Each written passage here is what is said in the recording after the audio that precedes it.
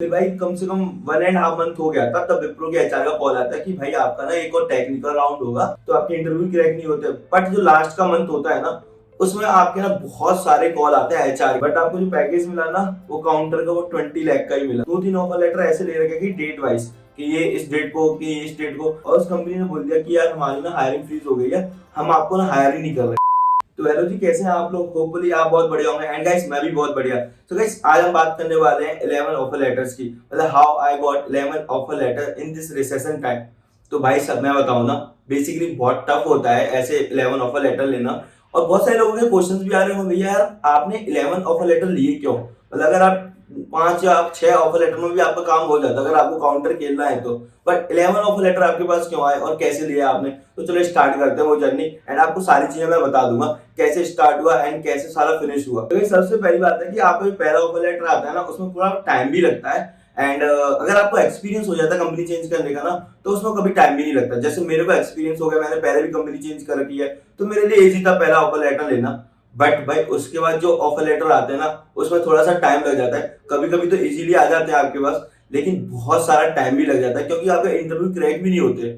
मतलब बहुत सारी चीजें होती हैं जो कि आपके इंटरव्यू पूछ ली जाती हैं, आप बता ही नहीं पाते, तो आपके इंटरव्यू क्रैक नहीं होते। बट जो लास्ट का मंथ होता है ना, उसमें आपके ना बहुत सारे कॉल आते हैं एचआर के, एंड आपके बहुत सारे इंटरव्यू भी शेड्यूल होते हैं।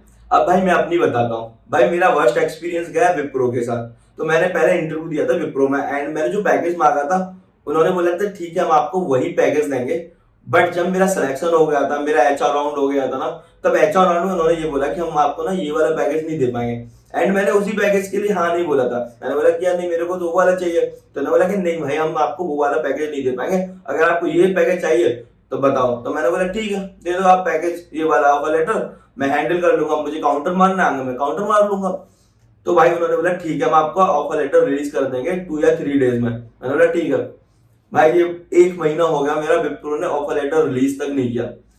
अब भाई परेशान बहुत ज्यादा कि अब क्या करना है। फिर मैंने ना और भी इंटरव्यूज दिए, मैंने कॉग्निजेंट भी दिया उसके बाद। फिर मेरा कॉग्निजेंट में हो गया था, तो पहला ऑफर लेटर मेरे को आ गया था कॉग्निजेंट से। फिर मैंने और दूसरा कंपनी में दिया था सीबीआरई, ये प्रोडक्ट बेस्ड कंपनी है हैदराबाद की। तो मैंने इसमें भी दिया था, तो मेरा इसमें भी हो गया था। बाकी फिर मैंने यश टेक्नोलॉजी में दिया।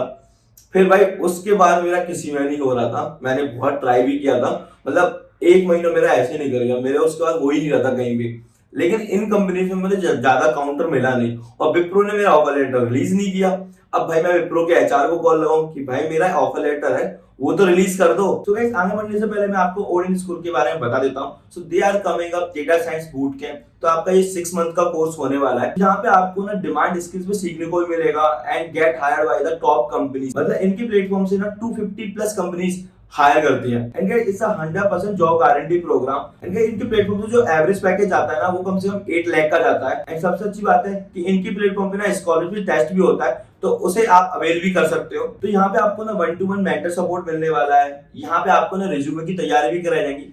और भाई इनके प्लेटफॉर्म पे ना बहुत सारे मॉक इंटरव्यूज भी होते हैं, जो कि आपका जब प्लेसमेंट होगा ना, उसमें बहुत ज्यादा हेल्प करने वाला है। यहाँ पे ना आपको इंडस्ट्री के जो एक्सपर्ट होते हैं वहां से सीखने को मिलेगा, मेंटर सपोर्ट मिलने वाला उनके थ्रू आपको। एंड बात आती है टेक्निकल स्किल्स की, तो आपको यहाँ पे पाइथन, एसक्यूएल, स्टैटिक्स, बहुत सारी चीजें इनके ना प्लेटफॉर्म से आपको सीखने को मिलने वाली है। इनकी प्लेटफॉर्म पे ना आपको रियल वर्ल्ड प्रोजेक्ट पे काम करने को मिलेगा, मतलब स्क्रैच से आप ना किसी प्रोजेक्ट पे काम कर सकते हो। एंड इनका प्लेसमेंट असिस्टेंट तो बहुत ही कमाल का है, मतलब इनके प्लेटफॉर्म से ना 250 प्लस कंपनी हायर करती है। यहाँ पे ना ईएमआई ऑप्शन भी है, तो आप ना ईएमआई ऑप्शन के थ्रू ना आप पेमेंट कर सकते हो। एंड जब भी आप इस कोर्स के लिए एनरोल करते हो, एंड आपको ये कोर्स अच्छा नहीं लगता, तो विद इन 10 डेज के अंदर आप ना पूरा आपको रिफंड ही मिल सकता है। जैसे ही मैंने आपको बताया था, इनके प्लेटफॉर्म पे ना स्कॉलरशिप टेस्ट भी होने वाला है, तो आप 30,000 रुपीज आपको वहाँ पे स्कॉलरशिप मिल भी सकती है। भाई इनके कोआर्ट स्टार्ट होने वाले हैं 26 नवंबर से, तो वेट किस बात का, लिंक सारा डिस्क्रिप्शन में दे रखा है, जाके चेकआउट करो एंड एनरोल कर सकते हो। फिर भाई कम से कम 1.5 मंथ हो गया था, तब विप्रो के एचआर का कॉल आता है कि भाई आपका ना एक और टेक्निकल राउंड होगा, उसके बेसिस पे आपको फिल्टर किया जाएगा। मैंने बोला ठीक है, ले लो भाई उस टेक्निकल राउंड को भी। तो भाई उनकी एक टेक्निकल टीम से बंदे का कॉल आया, प्रोजेक्ट टीम से। तो उन्होंने एक राउंड लिया, वो मेरा क्लियर हो गया। उन्होंने बोला कि आपका ना ऑफर लेटर 2-3 दिन में रिलीज करवाते हैं हम आपको, बोल के। मैंने बोला ठीक है। उसके बाद ना एचआर को no update from Wipro side. तो मैंने भाई कॉल किया, मैंने किया कोई अपडेट नहीं आया आपकी साइड से, मैंने मेल डाल दिया। तो उन्होंने बोला कि यार आपका ना अभी एक इंटरव्यू और बचा है। तो मैंने बोला अभी तो लेटेस्ट हुआ एक इंटरव्यू। तो उन्होंने वो नहीं, उसके बाद एक और इंटरव्यू होगा। वो इंटरव्यू हुआ ही नहीं मेरा कभी भी, और ना मेरा विप्रो से ऑफर लेटर आया। मतलब पहली कंपनी थी विप्रो, पहला ही एक्सपीरियंस गंदा मेरा। दूसरा कॉग्निजेंट, तीसरा सीबीआरई, बाकी का मेरा यश टेक्नोलॉजी था।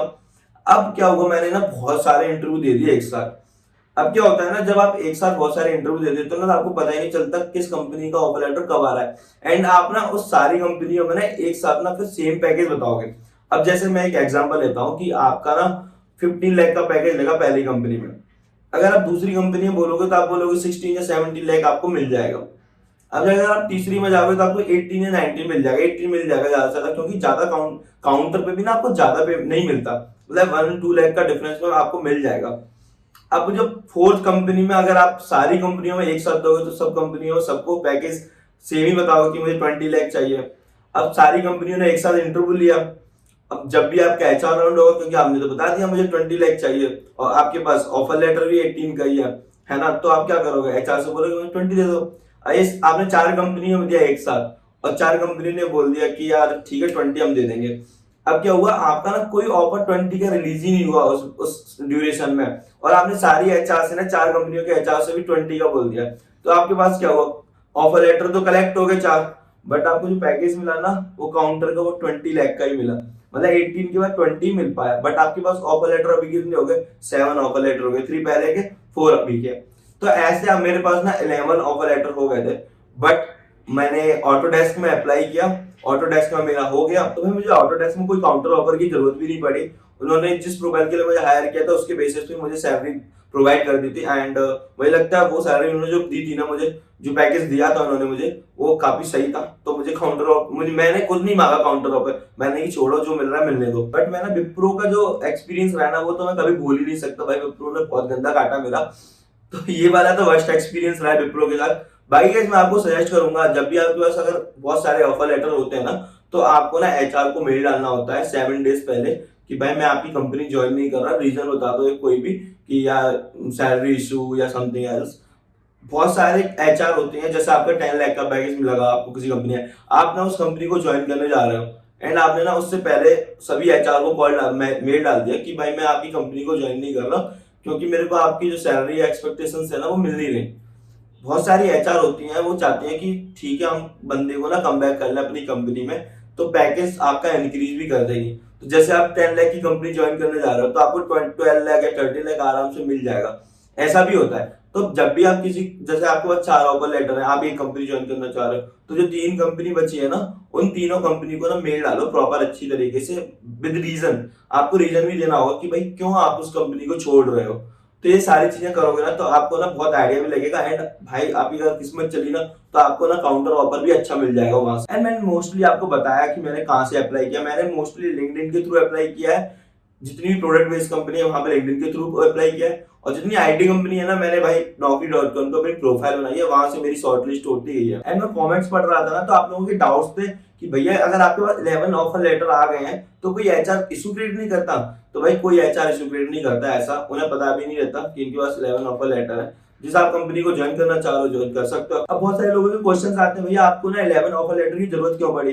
तो भाई काउंटर मारने के लिए ना आपको ना इंटरव्यू देने पड़ेंगे, अगर आप काउंटर नहीं मारोगे ना तो आपको पैकेज इतना अच्छा नहीं मिलेगा। और एक और चीज, अगर आपने एक कंपनी में इंटरव्यू दिया, एक में आपका सिलेक्शन हो गया, अगर आपके पास दूसरा कोई ऑफर लेटर नहीं है, 3 महीने बाद आपने नोटिस पीरियड के बाद उस कंपनी को ज्वाइन करना चाहा और उस कंपनी ने बोल दिया कि यार हमारी ना हायरिंग फ्रीज हो गई है, हम आपको ना हायर ही नहीं कर रहे, तो आप क्या करोगे।